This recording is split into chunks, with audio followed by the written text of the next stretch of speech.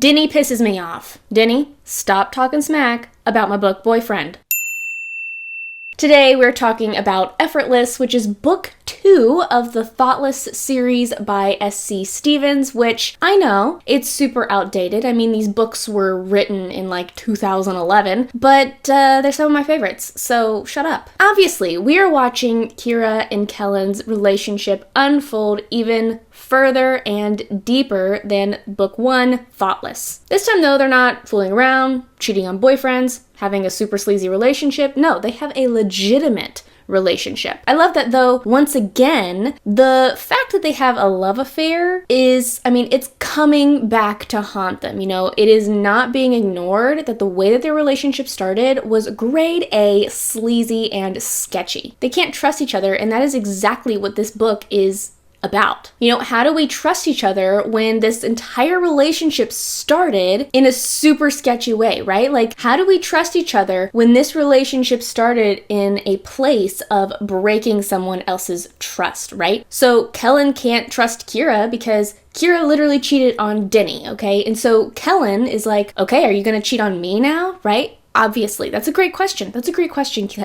Kira can't trust Kellen because, Kellen was a man whore. So there's these fine lines where it's like, okay, so I'm sorry, the light is changing like crazy over here. There's these fine lines with the relationship where it's like, okay, now we're in this committed relationship. We love each other. It's beautiful. It's great. It's wonderful. It's grand. But we still have the affair haunting us. Yes, we're in love. And yes, we're in a committed relationship. Finally, and we're in a good place, but also we're still dealing with the fact that we did something really wrong, right? We're still dealing with that, and now we're faced with the situation where Kellen's like, okay, I'm gonna be leaving Seattle like Denny did. I'm gonna be leaving Seattle for my career. Is Kira just gonna hook up with someone else, right? Is Kira just gonna find somebody else to sleep around with while Kellen's gone? Because in his mind, he's like that's what you do, right? That's what you do. If I'm gone, then you're going to find relationship elsewhere. This is genuine, okay? This isn't equating passion and love for trust, okay? Because trust is something completely different than passion or love. Sure, they're in love, but Kira and Denny were in love too while Kira was sleeping with Kellen. Sure, they're in love, but Kellen was also sleeping around while Kellen was in love with Kira. Romance novels oftentimes get this all sorts of twisted and warped, this idea where it's like, oh, we're gonna have this ushy-gushy moment of devotion and, proclaiming love and absolute, right, unity and all these kinds of things. And then it's they act like, oh yeah, we just automatically trust each other now because we said some really cool and good stuff to each other. No. That's not how it works. That's not how trust works. Trust is something that is proven to somebody. Trust is something where it's oh yeah, I've proven that I am trustworthy. And so far, Kira and Kellen have not proved themselves to be trustworthy, okay? Sure, they love each other. Sure, they know that they love each other. And sure, they're super passionate about each other. But they have evidence. They are their own evidence of you're not trustworthy. I love that reality. Now, we can't talk about this book and not talk about Denny. Like I said, Denny pisses me off in this book. Denny, Denny, go away. He shows up out of the blue, right? And he starts hanging out with Kira. Oh yeah, hey girl, right? He starts hanging out with Kira like Kellen did in book 1. And then he has the nerve to start bad-mouthing Kellen behind Kellen's back. Kellen doesn't even know he's there because Kira is a wuss and won't tell him, right? Listen, Kellen never bad-mouthed Denny. Kellen never bad-mouthed Denny. Granted, he didn't have a reason to bad-mouth Denny necessarily, but Denny, that's super sketch, right? That's super sketch that you're just out here oh yeah, well, if you think he's cheating, then he probably is. Wow. Jerk move. Yes, Kellen was super sketchy and he stole your girl, but he did not talk smack about you. He didn't even talk smack about you after you beat him up in the parking lot when you found out that he was sleeping with your girlfriend. He didn't talk smack about you ever, ever, ever, ever, ever, ever. Even when you left your girlfriend for your job and she's a sobbing, crying heap because you left her. Kellen never talked bad about you, yet Denny comes in, he's just I know all things Kellen. I am the Kellen whisperer. It's bro, you spent a year with him in high school. Like, you don't know him. Like, honestly, you do not know him. You literally do not know him. And listen, I understand. Denny is just speaking from experience where it's like, listen, like, he's like, Denny understands who Kellen has been. And so Denny is speaking from this certain point of view, right? But also, like, too far, man. Too far. You're not helping. And yes, he did tell Kira on multiple occasions, hey, you should really tell Kellen that I'm, like, in town and we're, like, hanging out. But then he just continued sitting there and being a problem. It was like he didn't actually do anything. He just sat there and was like, hey, you should really tell Kellen that I'm here. Also, Kellen is cheating on you. Like, okay. So yeah, Denny, like, grade A, annoyed me. Total prickhole the entire time. And it was like, I completely understood where he was coming from, why he was doing it, his perspective, and like the fact that it's like, listen, this is just what I know. I'm speaking from experience. I'm speaking from, right? Like, Denny is just speaking from what he knows. And I did like the fact that him and Kira and later on Kellen eventually started resolving their differences because, like, they really did do Denny pretty darn dirty, right? They did Denny dirty.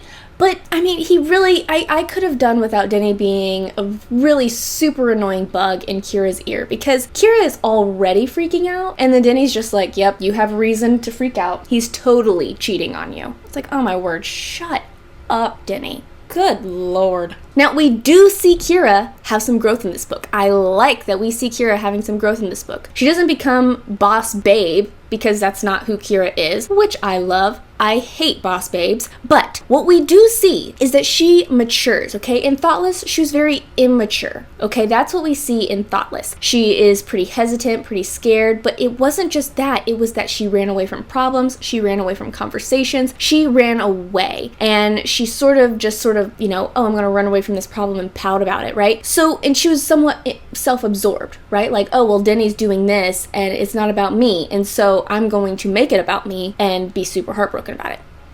Got it. So she's super immature in Thoughtless. And in this book, in Effortless, she is being forced to sort of grow up, okay? So in Thoughtless, Denny was like her safety blanket, okay? Denny was like, oh, you're safe, you're dependable, you're this, right? Like, I can trust you, you're a very safe guy, right? Kellen is not as safe. She is very safe with Kellen, but Kellen is sort of this, like, unpredictable, sort of dangerous, sort of wild kind of guy, right? And then she sort of, okay, we're like doing this relationship thing, and then he leaves. And so not only is she in a relationship with a guy that feels less stable than Denny. Not that he's unstable, but he's less stable than Denny. So not only is he leaving, but now she has to sort of fend for herself, right? She has to deal with her problems on her own. Nobody is fixing them for her. Nobody is fixing her problems for her because that's what she would do in Thoughtless, is it's like, I have this problem, Denny needs to fix it. I have this problem, Kellen needs to fix it. Somebody needs to fix this problem for me. But in this book, it's like she is isolated and she has to fix her problems on her own. She's got Denny over here talking smack about her boyfriend, but she has to fix these problems on her own. And she is forced to have these difficult conversations that she was avoiding in book one, right? I mean, that's what we saw the entirety of book one, where she wouldn't talk to Denny. She wouldn't talk to Denny about the career moves he was making. She wouldn't talk to Denny about the fact that she's really hurt. She wouldn't